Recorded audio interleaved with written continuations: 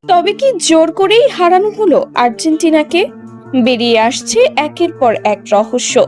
তবে ফাইনাল ম্যাচটি কি আসলেই স্বাভাবিক কোনো ফুটবল ম্যাচ ছিল, নাকি বিশ্ব মঞ্চের পর্দার আড়ালে লেখা হয়েছিল অন্য কোনো স্ক্রিপ্ট? হ্যাঁ, মাঠের 90 কিংবা 120 মিনিটের বাইরে এমন কিছু ঘটেছে যার হিসাব সাধারণ পরিসংখ্যানে মেলে না। ফিফার সোজা আঙুল নাকি অন্য কোনো অদৃশ্য শক্তি? কোথায় গিয়ে মিলছে এই রহস্যের সুতো? আসুন কিছু চোখ বন্ধ করা বাস্তবতা আজ খুলে দেখা যাক। ম্যাচ শুরু হওয়ার আগেই ভেসে আসছিল বেশ কিছু অদ্ভুত ও অস্বাভাবিক বার্তা। পুরো টুর্নামেন্টে পাশে থাকা মেসির পরিবার হুট করেই গ্যালারিতে অনুপস্থিত। আর্জেন্টিনার প্রেসিডেন্টের আসার কথা থাকলেও তিনি আসেননি। এমনকি প্রায় প্রতিটি ম্যাচে গ্যালারিতে থাকা সিমিওনেকেও ফাইনালের দিন কোথাও দেখা গেল না। যার প্রভাব মাঠে এত বেশি, সেই লাউতারো মার্টিনেজকে 1 মিনিটের জন্য কি স্ক্রিনে দেখা গেছে? খেলা তো অনেক দূরের কথা, আর মাঠের ভেতরে একের পর এক অঘটন যা কোনো ফুটবল প্রেমিকের মাথায় ঢুকবে না। হাফ টাইমের মাথায় এনজো ফার্নান্ডেজের ডাবল ইয়েলো পেয়ে লাল কার্ড।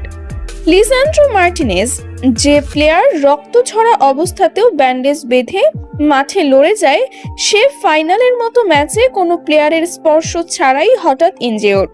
একই সাথে ক্রিস্টিয়ানো রোমেরোর রহস্যময় ইনজুরি এবং স্কালোনির একের পর এক খামখেয়ালি বদলি।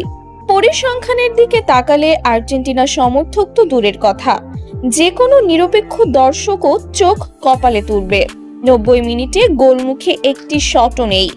120 মিনিটে শট মাত্র 2টা, যেখানে স্পেনের পাস ছিল প্রায় 800, সেখানে আর্জেন্টিনা 300-র কম পাস খেলেছে।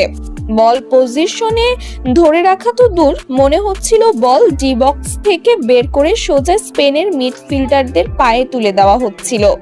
আর মাঠের বাইরের রাজনীতি, ক্রিস্টিয়ানো রোমেরোর ট্রাম্পের সাথে হাত না মেলানোর ঘটনা, কিংবা ম্যাচ শেষে মেসি, আলভারেজ, ডি পলদের এখনো আর্জেন্টিনায় না ফেরা, সবই যেন বড় কোনো রহস্যের ইঙ্গিত দেয়।